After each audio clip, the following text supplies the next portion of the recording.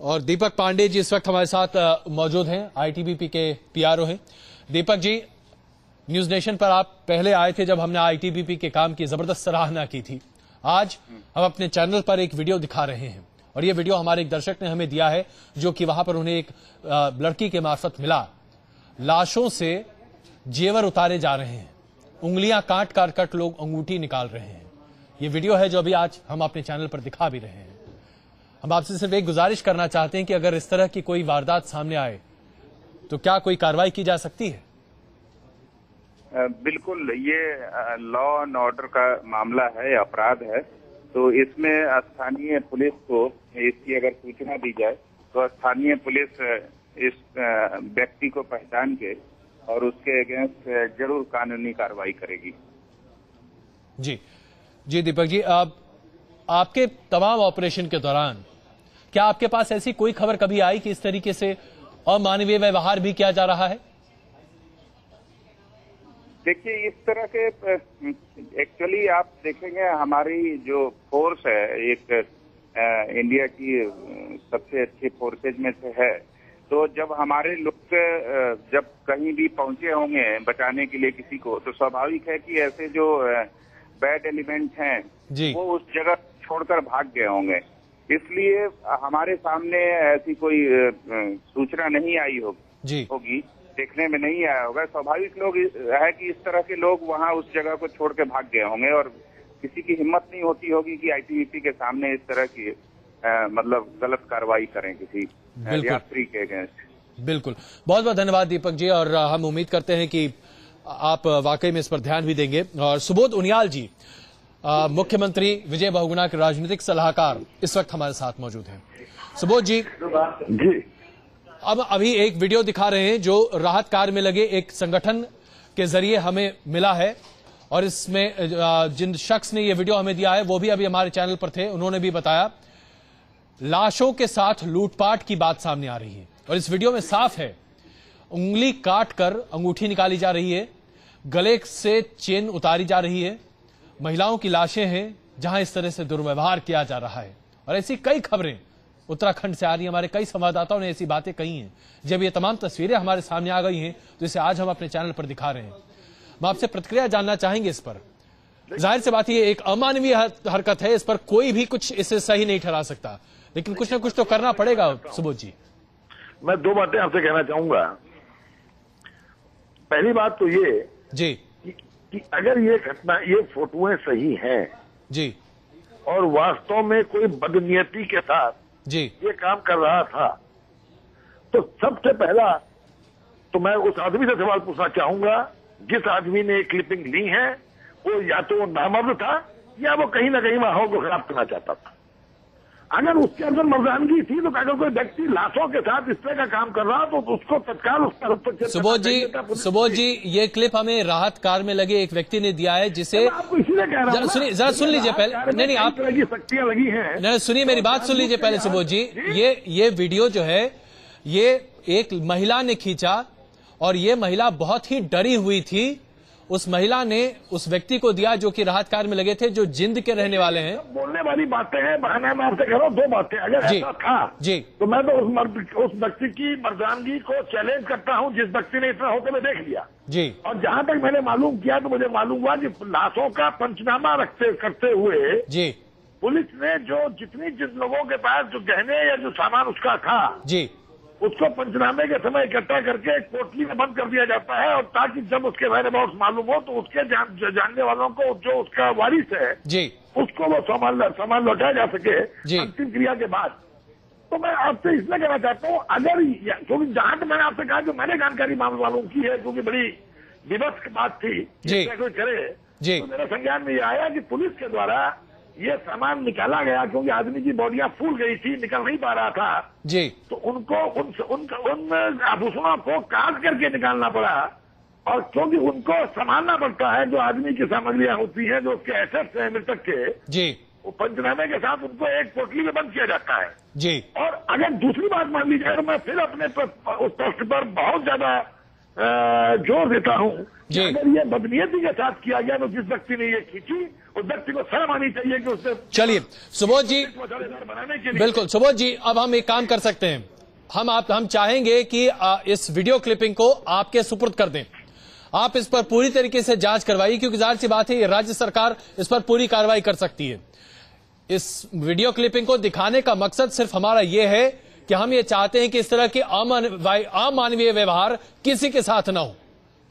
हमारा इसमें कोई निहित स्वार्थ नहीं है। इस वीडियो क्लिपिंग को हम आप तक सौंपना चाहेंगे। तो राकेश जी, मैं समझता हूँ रमेश भट्ट जी यहीं पे हैं जी, आप रमेश भट्ट जी के माध्यम से मुझे पहुंचा सकते हैं। बिल्कुल, हम इस वीडियो को आपके पास जरूर पहुंचाना चाहते हैं ताकि आप इसे देखें, संज्ञान लें और इस पर फौरन कार्रवाई भी करें। भगत सिंह कोश्यारी जी हमारे साथ मौजूद हैं, बीजेपी के वरिष्ठ नेता। सुबोध जी, आप भी साथ में रहें। कोश्यारी साहब, इस तरह की वीडियो की बात सामने आई है जिसके बारे में अभी आप देख भी रहे होंगे न्यूज नेशन पर, जिसमें यह बताया जा रहा है कि महिलाओं के साथ, खासकर के लाशों के साथ जो दुर्व्यवहार है, और उस पर अभी सुबोध जी कह रहे हैं कि ऐसा बिल्कुल नहीं हुआ है।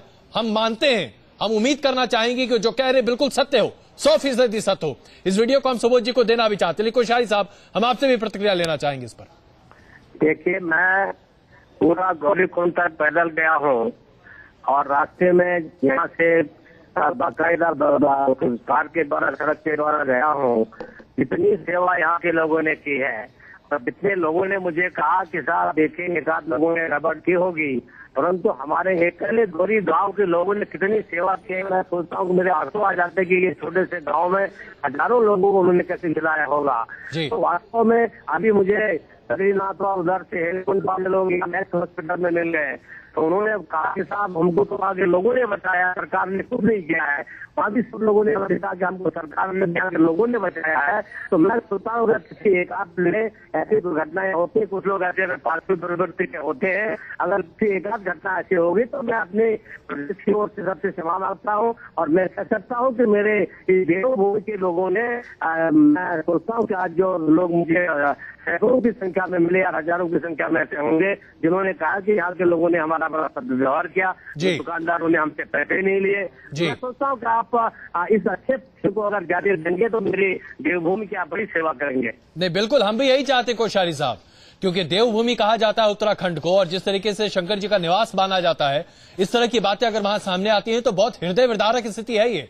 इसीलिए हमने इस चीज को सामने रखा। घटनाएं उसका देखिए, मैं आपको बता दूं, जो घटनाएं हुई वास्तव में अगर पहले दिन से ही सीनियर ऑफिसर्स को वहां भेज दिया जाता और उनको वहीं रहने को कहा जाता तो कोई भी डर के मारे कुछ नहीं करता। क्योंकि ऐसे जो दुष्ट प्रवृत्ति के लोग होते हैं उनको जब पहले या दूसरे जो उनको मौका लगा तो 19 प्रकार की एक आध घटनाएं हुई है। मुझे भी एक आध लोगों ने बताया है, ऐसा नहीं है कि ऐसा घटना हुई नहीं, मैं नहीं कह रहा हूँ आपसे, लेकिन कुल मिलाकर के लोगों ने अच्छा काम किया। और दुर्घटनाएं हुई तो शायद हमारा प्रशासन वहाँ जिस जनता सतर्क रहने के ऊपर नहीं रह पाए, इस कारण से गलती से ऐसा हो गया होगा। मैं फिर कहा कि अगर देवभूमि में ऐसा कहीं कुछ हुआ है तो बाद के लोगों ने इस प्रकार की घटनाएं की होंगी तो उसके लिए हम क्षमा मांगते हैं। बिल्कुल सुबोध जी,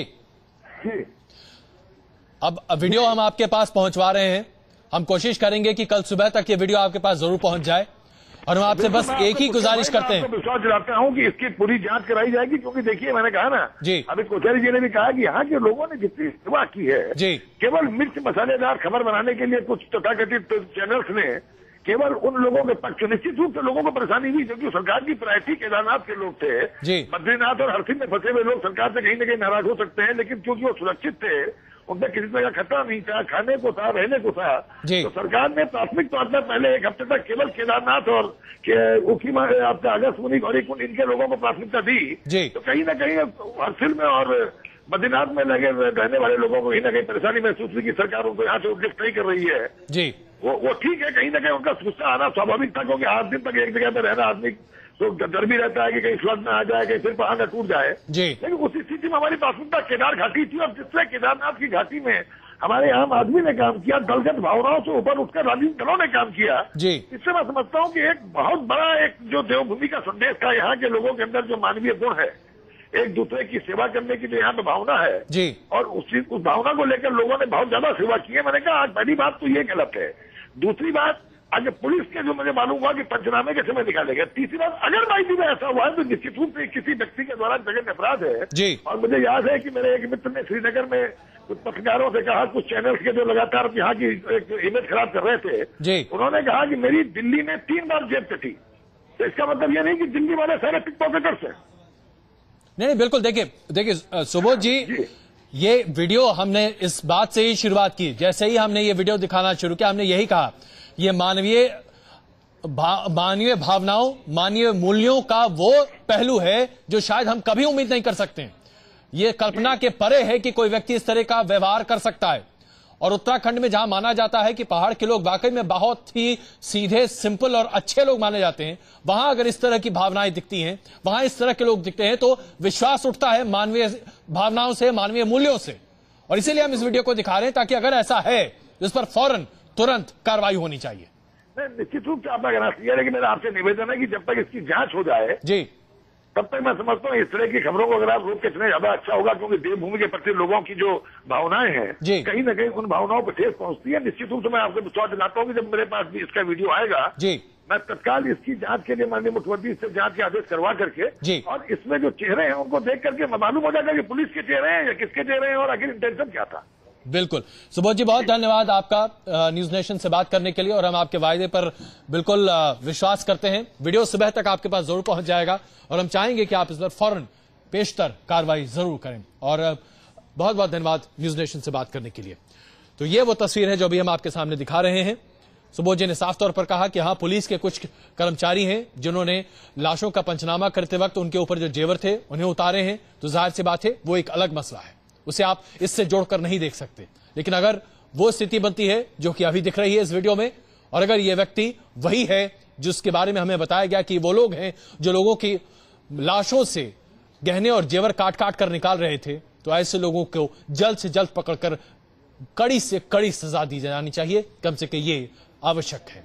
कुछ देर के लिए रुकते हैं, वापस आएंगे तो बात करेंगे एक ऐसी ट्रेन जिसने जम्मू कश्मीर को पूरे देश से जोड़ा है।